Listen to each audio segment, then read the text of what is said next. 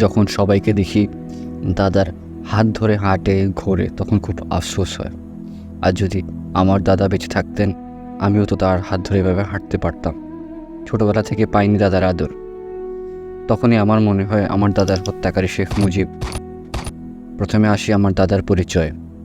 আমার দাদা ২ নং সেক্টরে যুদ্ধে শহীদ হয়েছেন। আমার বড় জ্যাঠাও ২ নং সেক্টরে যুদ্ধ করেছেন।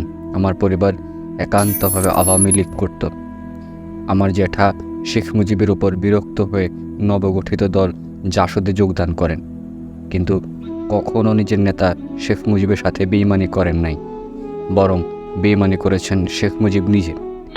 এবার আপনাদের নিয়ে যাই ৭ই মার্চে। সেদিন জাতীয় নেতারা পয়েন্ট লিখে দিলে সেই হিসেবে তিনি নিজের ভাষায় ভাষণ দেন। সেদিন ছিল বাঙালি জাতির এক যুগ সন্ধিক্ষণ, হয় স্পার না হয় স্পারের সময়, যেদিন একটা দেশের পতাকা পর্যন্ত ওড়ানো হয়েছে সর্বপ্রকাশ্যে। এর থেকে তৎকালীন সবার মানসিকতা এবং চরম অবস্থার প্রকাশ পায়।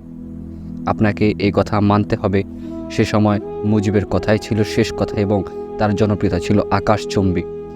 তার হাতে সেদিন ছিল চরম ক্ষমতা। শেখ মুজিবকে তখন সারা বাংলার মানুষ সরকার হিসেবে মানত। ওনার এক কথায় ব্যাংক বন্ধ, কারখানা বন্ধ, পশ্চিম পাকিস্তানের পয়সা পাচার বন্ধ। তার হাতে সারা বাংলার লোক। চাইলে বলিষ্ঠভাবে তিনি বলতে পারতেন, আজকে থেকে বাংলাদেশ স্বাধীন।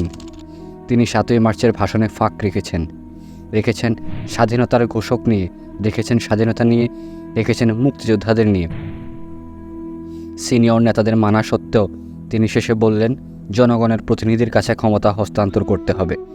জনগণের প্রতিনিধির কাছে ক্ষমতা হস্তান্তর করতে হবে। এর মানে কি তিনি পাকিস্তানের রাষ্ট্রীয় ক্ষমতা চেয়েছেন, যেখানে সমগ্র জনতা চেয়েছে স্বাধীন দেশ? তিনি তার ভাষণে বলেন, এবারের সংগ্রাম স্বাধীনতার সংগ্রাম। সেই স্বাধীনতা কি স্বাধীন দেশ হিসেবে নাকি স্বাধীন রাজ্য হিসেবে, তা আজও আমার বোধগম্য হয়নি। ৭ই মার্চ থেকে ২৪শে মার্চ পর্যন্ত বিমানের পর বিমান পাকিস্তানি সেনা এসেছে বাংলাদেশে। শেখ মুজিব চাইলেই ৭ই মার্চের পর বিমানবন্দর অফ করে দিতে পারতেন। পাকিস্তানের পক্ষে মাঝখানের এত বড় শত্রু দেশ ভারতের ভূখণ্ড পাড়ি দিয়ে স্থলভাবে বা আকাশপথে আসা সম্ভব ছিল না। যে কয়জন পাকিস্তানি সেনা ক্যান্টনমেন্টে ছিল, তাদের সহজেই আমাদের সাধারণ ইপিআর দ্বারাই প্রতিহত করা যেত। এত রক্ত ঝরত না। আমার দেশের ২ লাখ মা বোনের ইজ্জত হারাতেন না। সবাই আশা করেছিলেন সেদিনই একটা হেস্তনেস্ত হবে। হয়তো বলবেন এটা কৌশল, কিন্তু কিছু সময় কৌশলের দরকার হয় না, দরকার সরাসরি জাতির কল্যাণের সুদৃঢ় সিদ্ধান্তের। তিনি সে সময় বাংলাদেশের অঘোষিত নীতি নির্ধারক। তিনি যদি মন থেকে স্বাধীনতা চাইতেন, তাহলে দেশের সমস্ত এয়ারপোর্ট বন্ধ করে দিতেন। তিনি চাইলেই এয়ারপোর্ট দিয়ে আর কোনো আর্মি প্রবেশ করতে পারত না। চাইলেই সেদিনকে বাংলাদেশ স্বাধীন রাষ্ট্র হিসেবে ঘোষণা করে দিতে পারতেন। সেটাই ছিল যুক্তিযুক্ত এবং সবার কামনা। তখন এই ৯ মাসের রক্তে ভেজা যুদ্ধের দরকারই পড়ত না।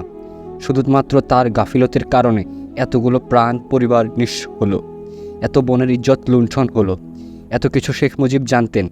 তার প্রভাব এই জাতির কাছে কতটা, তাও তিনি জানতেন। তিনি জাতিকে জ্বলে ওঠা আগুন থেকে নিভু নিভু কয়লাতে পরিণত করেছেন, যেখানে প্রয়োজন ছিল এই আগুনে জ্বালিয়ে দেওয়া সব কিছু। যদি তিনি হতেন আসল নেতা, আচ্ছা মেনে নিলাম তিনি ৭ই মার্চ স্বাধীনতার ঘোষণা দিয়েছেন, তাহলে তো পাকিস্তানিদের সাথে আমাদের আর বসার কোনো সুযোগ নেই। তিনি কেন ইয়াহিয়া ভুট্টো সাহেবের সাথে বসতে রাজি হলেন, তাও আবার ৭ই মার্চের পর?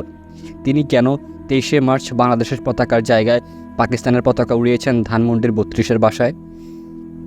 তিনি ২৫শে মার্চের ব্যাপারে জানতেন, প্রথম থেকে না হলেও ২ দিন আগে হলেও জেনেছেন পাকিস্তানিরা হামলা করবে।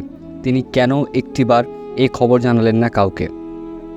২৫শে মার্চ রাতে যখন তাজউদ্দিন আহমেদ ওনাকে নিতে আসেন ওনার বাসায়, আন্ডারগ্রাউন্ডে গিয়ে যুদ্ধ পরিচালনা করার জন্যে উনি আসতে রাজি হন না, এমনকি স্বাধীনতার ঘোষণাপত্রে সই করতেও রাজি হননি। ইতিহাসের কিছু সময় আছে, জাতীয় প্রয়োজনের কিছু সময়। যখন সন্ধির আর সময় নেই, তখন সন্ধি মানে গোলামি। তাজউদ্দিনের মতন আসল ডিগনিটিওয়ালা দেশপ্রেমিক, ওনার জায়গা মুজিব থাকলেও যুদ্ধ এত সফলভাবে সম্পন্ন হতো না। যার আদর্শ ছিল দেশের স্বার্থে ব্যক্তি স্বার্থ ইগো স্যাক্রিফাইস করব, তাও দেশ নিয়ে আপোষ করব না। যে মানুষ ভারতীয় সেনা বাংলার মাটিতে প্রবেশের পূর্বে চুক্তি করে নিয়েছেন, বাংলাদেশের সরকার চাইলে সেনা ফেরত নিতে হবে ভারতকে। কোনো দেশে সেনা স্বাধীনতা যুদ্ধে প্রবেশ করে এত জলদি গেছে, আজও ইতিহাসে নেই। সেরকম জাতীয় নেতা বারবার বলতে চেয়েছেন কীভাবে যুদ্ধের 9টা মাস যুদ্ধ করেছেন, কে কে বাধা দিয়েছে, শেখ মুজিব শুনতে চান নাই। যুদ্ধ অনেক পরের ব্যাপার। 25শে মার্চ তাজউদ্দিন বারবার বুঝিয়েছেন আন্ডারগ্রাউন্ডে গিয়ে একসাথে যুদ্ধ পরিচালনা করবেন। শেখ সাহেব আপত্তি জানান, তিনি যাবেন না। স্বাধীনতার ঘোষণাপত্রে সই করতে বললে দেশের এমন ক্রান্তি লগ্নে, হয় এদিকে না হলে ওদিকে, এমন সময় তিনি বলেন, আমি পাকিস্তান দ্রোহের কিছু করব না। তিনি স্বেচ্ছায় পাকিস্তান যায়, তাও 26 অথবা 27 মার্চ। তিনি ভেবেছিলেন ইয়াহিয়া তাকে প্রধানমন্ত্রী বানাবেন। বর্তমানে মুক্তিযোদ্ধাদের নিয়ে বিতর্ক থাকলেও যারা মারা গেছেন তাদের পরিবার কতটা ক্ষতি হয়েছে তা কেবল তারাই বোঝেন। যখন সবাইকে দেখি দাদার হাত ধরে হাঁটে ঘোরে, তখন খুব আফসোস হয়, খারাপ লাগে। আর যদি আমার দাদা বেঁচে থাকতেন, তখনই মনে হয় আমার দাদার হত্যাকারী শেখ মুজিব।